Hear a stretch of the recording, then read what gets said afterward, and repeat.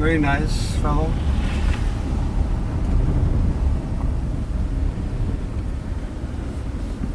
And we hope that the next time you come, it will be all black-topped. The councilmen are promising, right? Right. You started out on the assembly line. Right? Yeah, assembly line and final test with Wally White. Oh, yeah. So if anybody had a problem, I'd troubleshoot no matter where the thing was. Whether it was, upstairs or down with Wally. And from there, then Harold decided that I was too valuable to be up there and he needed me.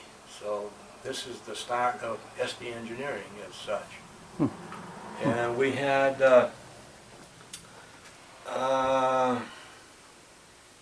first major project was tone generators that would not stay in tune for very long. They would, you'd set them up, be in the field, and they'd be out for a year or two, then they begin to go out of sync, and you just couldn't correct them. At that time, well, midterm, I guess, from there, we had a fella named,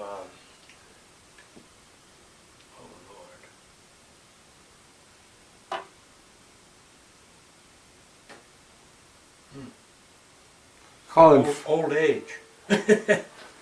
Colin. Deverix Martin. Oh, I know that name, yeah. He came up from MIT, and he was semi-retired. And somehow somebody knew somebody who knew somebody, and they got him to come up. And his engineering expertise was in knowing who to solve any problem you wanted to do. So our generator problem was major A number one. And he got his buddies down there at MIT and all other places, and they said, hey, you tune the thing, you dip them in epoxy instead of wax, and they'll stay forever. And of course they did. And both Harold and I, it was the best 5 years that I've ever spent in my life, actually. Because you do everything under the sun.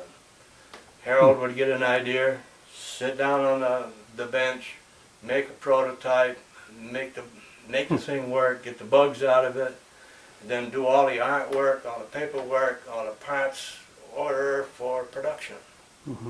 And then after it started in production, I built all the test gear that was used on the production line from top to bottom, in and out. Wow. So I say this was, a chance of a lifetime in a little engineering department. And from there, one of the biggest assets was John MacArthur. Really looked up to the man. He was insulted if you called him doctor, and that's what he was. He had a red plaid shirt and blue jeans and loafers. That was his. That was his wear of the place. And his mother was a professor of botany. His father was dean of Toronto College. Something like His that. brother was a doctorate of mathematics at Syracuse. And John taught Marlborough. Yes. They called him down to MIT to do thin layer physics, the magnetic layer on magnetic tape. He hated every bit of it. He didn't like Boston for nothing, nowhere. And he lived on a little old house on a hill, no power, no electricity, had a generator. The last before his untimely death, they called him from MIT to do Song of the Stars, and they brought him up a trailer full of real exotic audio equipment, and he'd get up 4 or 5 o'clock in the morning and just listen to the stars and their song. He did that for... Was that in a film?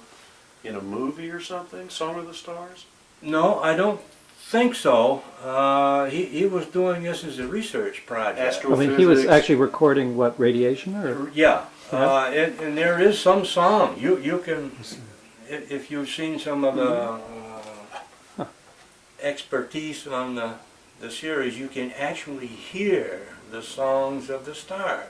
And he did quite a bit of research in this. For When a did he couple do of years. that? What years would that have been? Oh, that would have been probably 1958, 59, somewhere in that Wow. ballpark. What kind of products during the time period you worked with Harald Bode would have been coming out of the SD company? Okay. We did everything. The major seller was the Spin-It model, which is a little 3.5 octave, 4 octave, 2 manual, 13 pedal. Now, everybody and everybody's brother was making a Spin-It. What kind of a tone generation system? Tone generation was Formant, which is all sine wave. And our competitor next door, Minshaw, was making a synthesis type, which was square wave, square and sawtooth. Now the hassle of the two is that you can take and make excellent reed strings and that sort of thing from the synthesis type, excellent flutes from the Formant, but you can't do the filtering that it took to make a drastic change. You couldn't take a sine wave and make a brass sound out of it, and likewise they couldn't take brass and make a flute sound out of it. Today you can do that, but in the vacuum tube era, I mean, the expense got to be, way out of sight. But these weren't moving tone generators, they were No. electronic. They were at this truly point. electronic. Master oscillator and simply divide by 2 all the way down. And the trick is to keep that all in sync at all times, because you have a relatively small window where you can drive a fixed oscillator to keep it in sync with the stages either side of it. So this was a #1 project, but after it was solved there was no problem. And as long as gear was stable, I mean capacitors were stable, resistors, there was a lot of change over the years. I've serviced SD from day one. And after about 10 or 12 years, the old carbon resistors would go out of sight. 120K, it might end up 500 and some odd K while the generator quit. So this was a problem that we don't have today. So you came there in 55, is that 55, yeah. right? Had Harald been there before that some No, years? he was there, yes. 50, we Not came too over in long. 54. 54, I think. 54, May of Yeah, 54, he the was family there came only actually here. a short time after I had gotten there. And So was there a whole generation of SD organs then, of that particular design? well, I suppose at this time in life doesn't make much difference, but Harald had made a fair copy of Hammond. Not tone generators. But additive synthesis. But no, not really. Huh? Keyboards, key contacts, and that sort of thing. I mean, but there were many sine waves that would add up to make a Oh, complex wave. Well, yeah. Hammond was also a Formant type organ, and they too could not change. You had Hammond with an anti-goat vibrato, and that was it. The major part of it, I say, was a contact situation. So the copy boards is keyboards, contacts, mechanics, and how to do it. But as far as the organ was concerned, of course, Hammond was a watchmaker's delight. Never go out of tune. As long as they did, That's right. power company didn't change the line That's frequency, right, it'd yeah. never go out of tune. So they had that as an ace in the hole, and that was one of their aces in a hole for a long time. The major project to start with was to revamp the Spin-It from the original, because competition was doing percussion, and they were doing Rhythm this, that. machines and Yeah, rhythm was not quite there yet. We were still Wurlitzer too well a little tied. later, yeah. Yeah, we were too well tied to the pipe organ. I see. to put all the gizmos and gadgets on it. Plus the fact that it cost you an awful lot of money to do it with vacuum tubes. Little transistors and the ICs today, engineers gold mine. But back then it was an expensive proposition, so you had to keep, price versus what you had to sell reasonable. We did add percussion. As the church, they used two separate chassis, steel chassis with amplifier, power supplies, and that sort of thing on one, and then filters, preamps on the other. And this is for a hum situation, because we had some massive transformers and they had a lot of hum, AC hum. So you wanted to get your preamps as far away from that as possible. But this is an expensive deal because you got two chassis to do, You've got a holster mount, you got hardware to put on, you got to have somebody wire it. So we ended up doing a single chassis and doing it so that you could take, inexperienced people and put them on a production line and have them not get into trouble. So we did an awful lot in that respect. And it was another fellow, a fellow named Larry Toy. Mm-hmm. He did a lot of the artwork, and he did much of the harnessing. We actually made a harness so that you could, and it laced all together, leads were all stripped tinned, and you could lay this down there and almost the leads would always be on the same board, that sort of thing. During that time we did, what else we had? It was percussion. You made the spinet and you made the church organ. There's The spinet, the church, and the cathedral. The cathedral, okay. These are all electronic, is All that it? electronic, yeah. The cathedral was an overgrown church. I mean, it was the same thing that I did to the church model that's there. They added a second row of stop tablets to the top. So this gives you two manual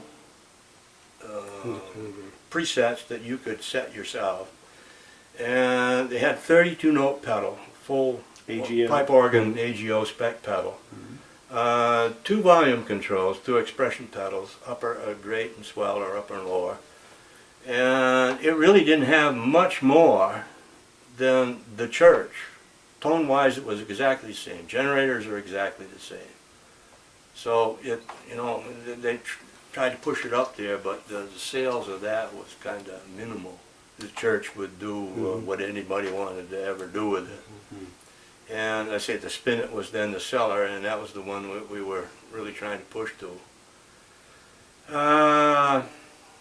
Then we got involved in a new model,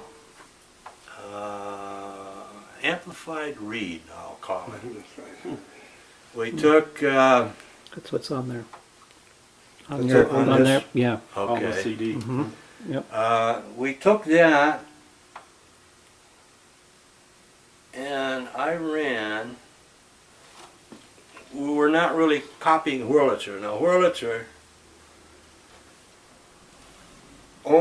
didn't own, Esty owned, but leased to Wurlitzer the reed making machinery that made the reeds for the Wurlitzer organ. These are steel reeds. No, brass. Brass. Yeah.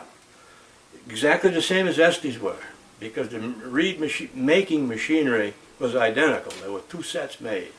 And the guy who did that was a genius, I'll tell you. Well, Esty, of course, made acoustic reed organs Right. long ago. Same reeds. They were all brass. All brass. Same reeds.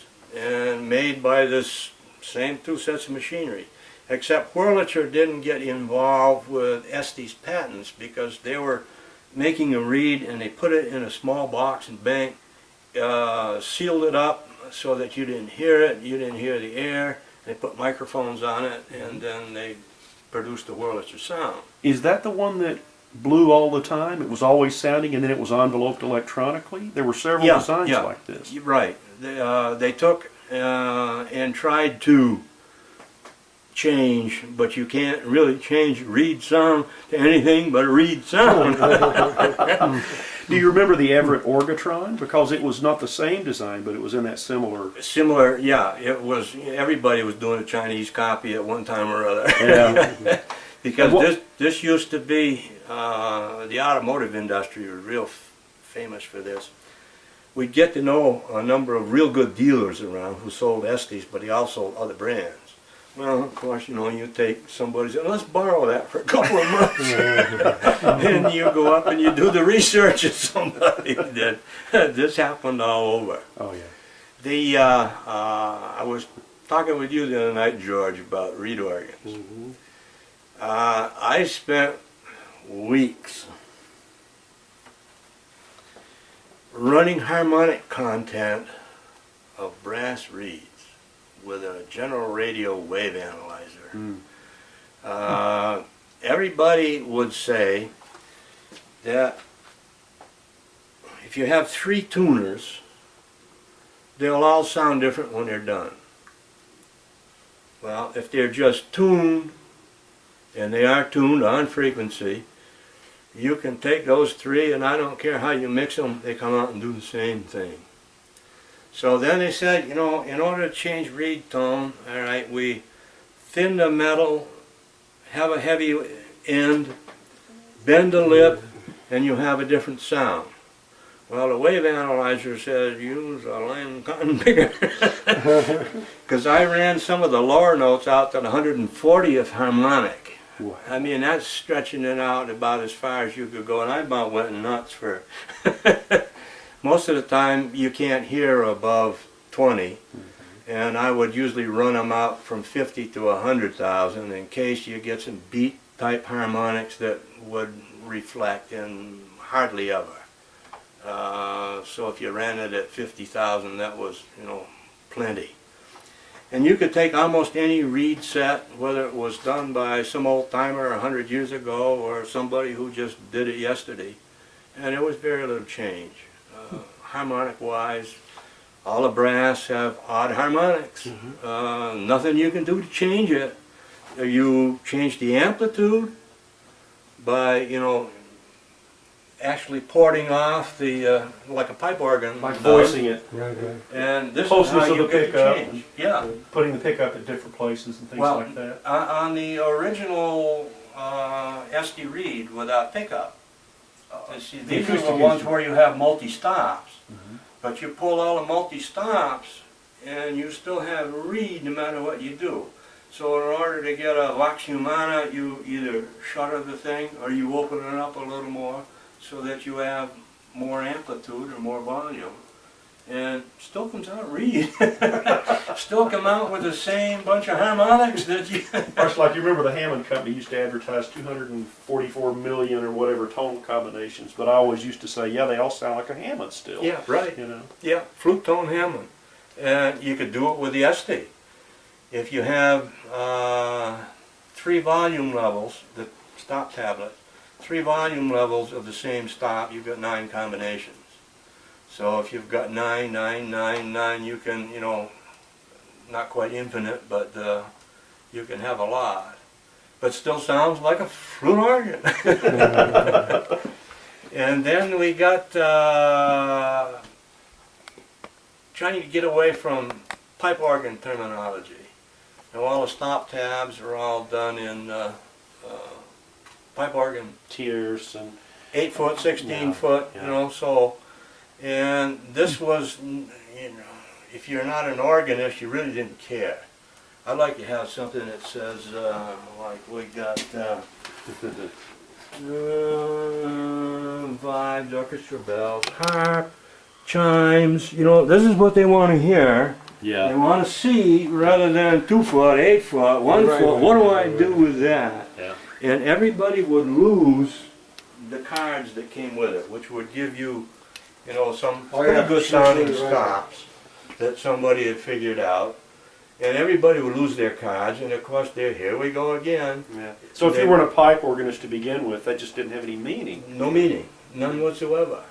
And so everybody would play the presets, which were factory preset tones and sounds, or they'd have one set of, they figured out something that sounds good to the ear at that time, and it would stay there forever on the manual.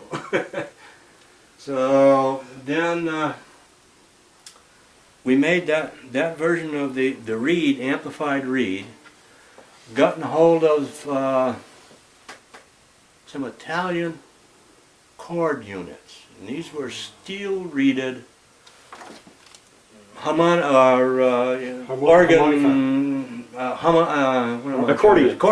Yeah.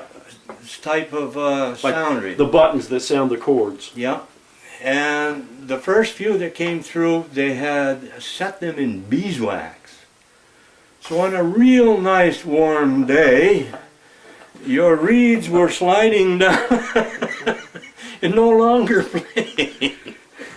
So we finally got that straightened out, but they had steel reeds versus the brass that were in. And the difference is day and night between a steel reed sound and the brass. What kind of harmonics do steel reeds have? I didn't run any on that, but you could tell by ear that they were tinnier. Brass has a real pretty sound, and it doesn't grate your nerves. But the steel, Harder sound. real hard sound. A lot of highs. Yep, a lot of high harmonics, I would assume, in the thing, and really very little fundamental. You know, it was all the harmonics second on, third on up. And I don't know where that went. We sold some to Montgomery Ward, and they ran them for a couple of Christmases that did so-so, I guess. But there was never a real big demand for that combination. And of course the competition now is beginning to come up with more gadgets and gadgets. We're getting almost to the point of transistors being useful. And everybody, of course, hey, this is the way to go.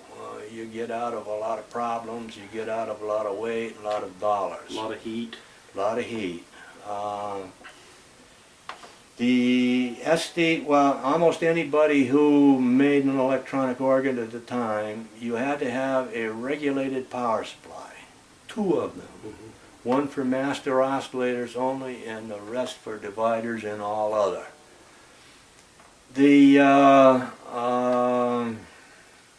I did introduce one that came out of U.S. Air Force. The regulator, almost any regulator that you would use would drop probably 100 to 150 volts because of the plate resistance. So if you had a transformer that was wound for maximum of 450 volts, then you could figure on losing half of that through the regulator. So this also eliminates how much current you can draw and that sort of thing. The 6AS7, which is an excellent darn tube, cost an arm and a leg, but it only has 80 ohm plate resistance. So you put 450 into that, you get 400 out. Now this made a vast difference in what you could do and add to without adding more. How big the instrument could be, actually. Yeah, well, you could use the same power transformer. I mean, if you had 100 transformers in stock, and you don't really want to throw those away. So that ended a real hassle with that, and we incorporated that for all the rest of the organs through. So that produced a low voltage supply, other than the 120 volts, which was regulated all the way through with OZ4s and that sort of thing, which are today as as obsolete as high-button shoes. So when did you leave the SD company? When did Harald leave? Harald Bode. About the same time? About the same time. Harold left a little earlier. Deverex Martin, who was the second engineer, sort of stayed there till the end, and he left last, I think. Harold left before then. Do you know about what year that would be? Gee, it would have to be somewhere around late 58, 69. 59, yeah. Late Maybe- 58, yeah. Yeah, late 58 or 59, Harold would have left. Right. I stayed there pretty near 1960. And at the end, I was simply doing service. And they were taking a lot of instruments back from dealers. And they stripped them and put them in the attic. And I built 50 spinet organs by hand from junk. Just to stay busy. Wow. And that's why I was asking George if, and they were sold only to employees of the company. So they're either got junked or there's still some of those around someplace.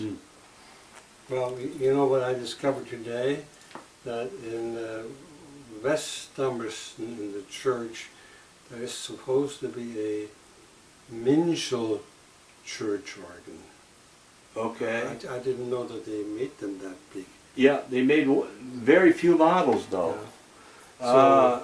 We solved Minchall's problem. They had generator troubles. Oh, and they used a capacitor called Sprague Black Beauty. This was an oil-filled cap that could never seal, and the oil would leak out. And when the oil leaked out, the capacity, you can't tell where it went. It could be high, could be low, but it was 1,000% from the original.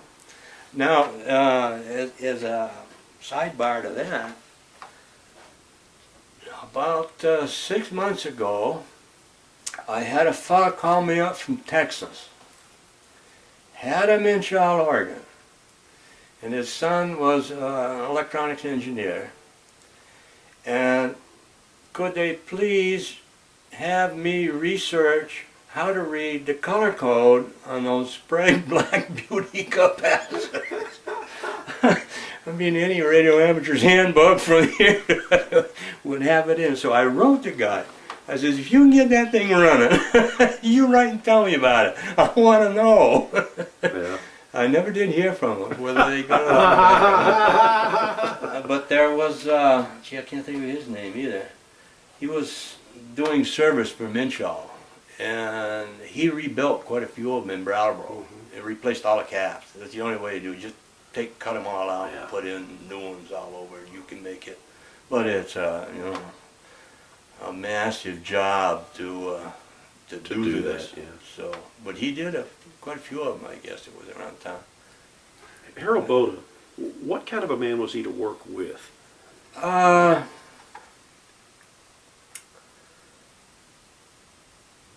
He was not what you call a mean taskmaster, but Harold was definitely Harold, and Harold did it his way, no matter what.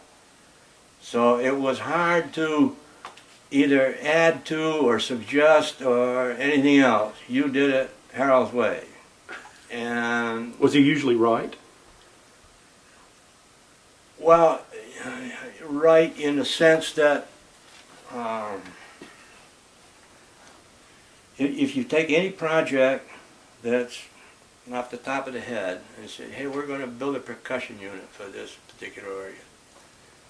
So your background and your thoughts bring you to this sort of thing kind of works.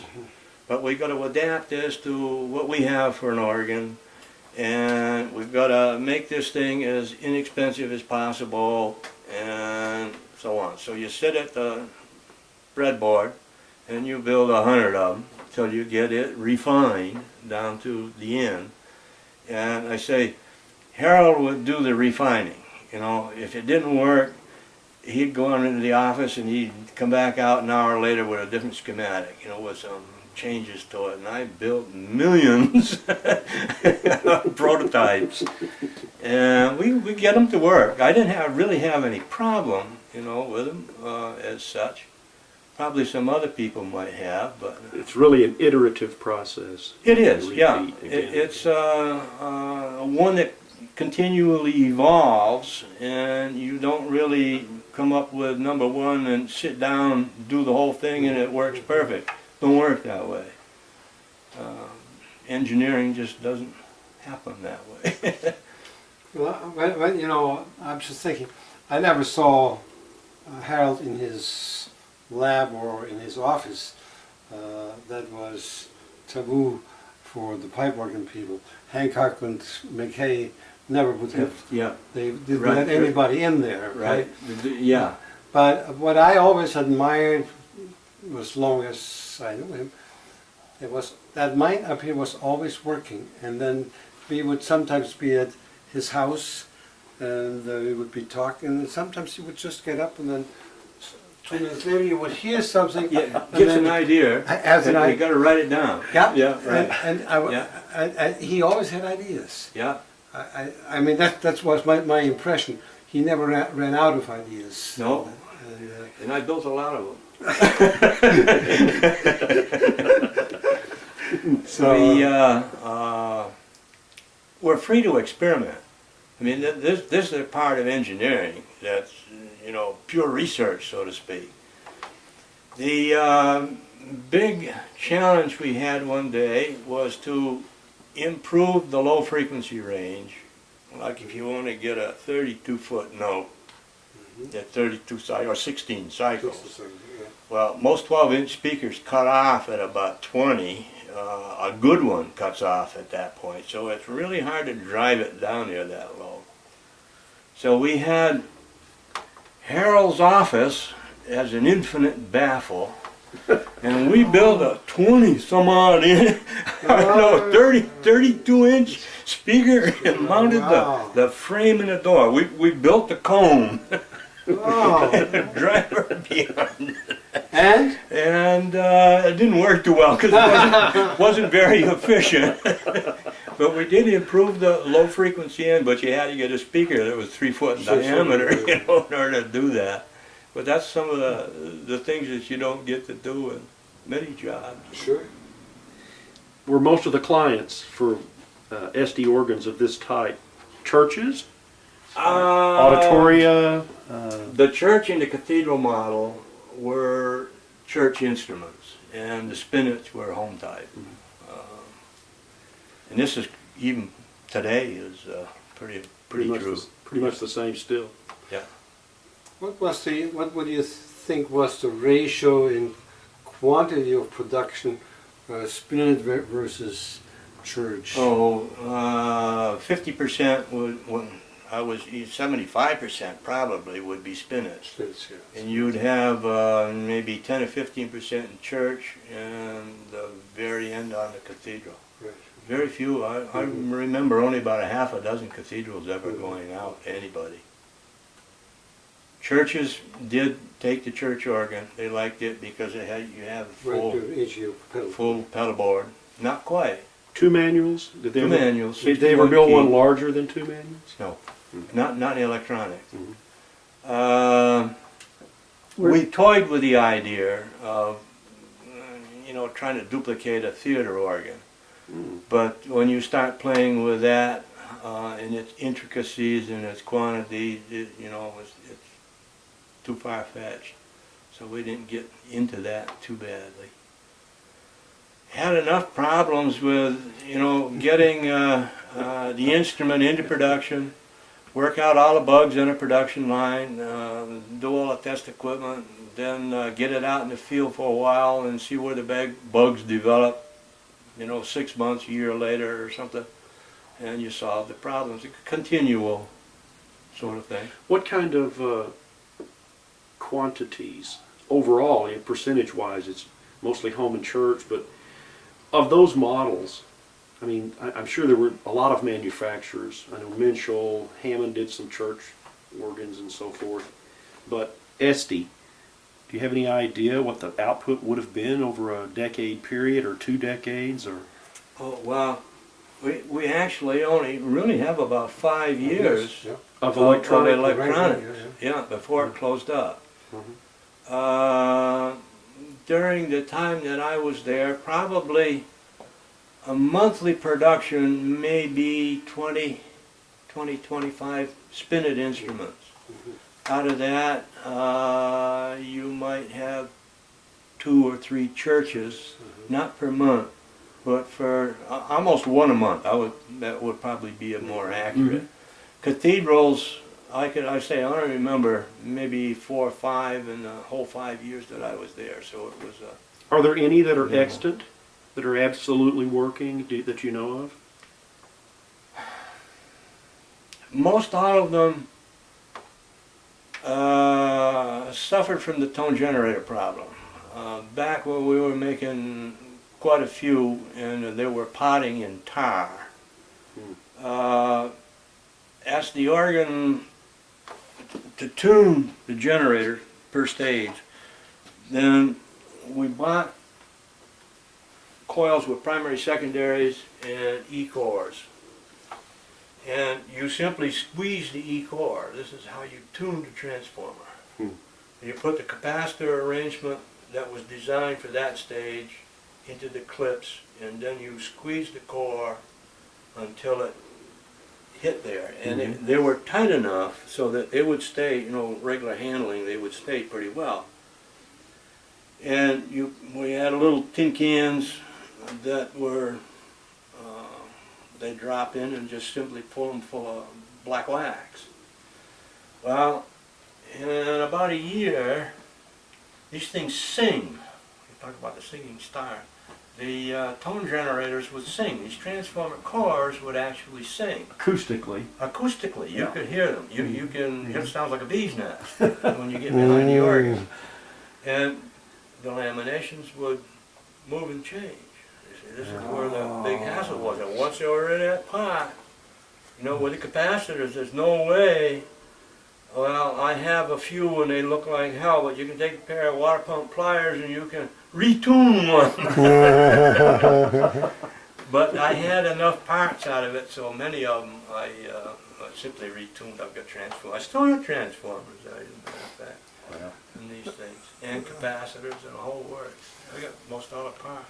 The one we just took out of your house here a couple of days ago, would that be, could you make this thing work? The tone generators that are in that are not ST. Okay. They are original AWB, or Harald's original Okay. generators. From Germany. From Germany. I had his original whole organ here at one time. Oh, wow. And tubes are impossible because they're all European. And the ones that are involved in amplifiers, regulators, and that sort of thing, forget it entirely. You could substitute a 12AU7 for generator tubes, but the rest of them were not.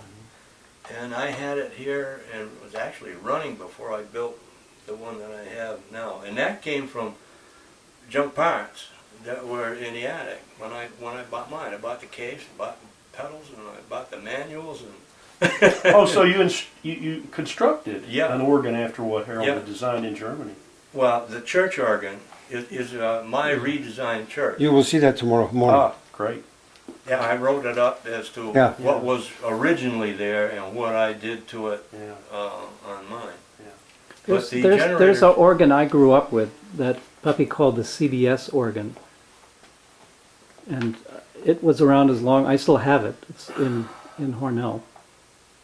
I vaguely remember it. It like wasn't in the single- lab very long, Hmm. and I don't remember. But it was real early when I'd gotten there, so I didn't get involved with it particularly. What did CBS refer to? I And don't know, that's what he to tell you called the it. truth. That's Yeah. the name I Yeah. remember. And I don't believe there's any labels on it. Doesn't say ST on it. No, It's AWB was the same way. The only thing it was his initials with AWB on the original.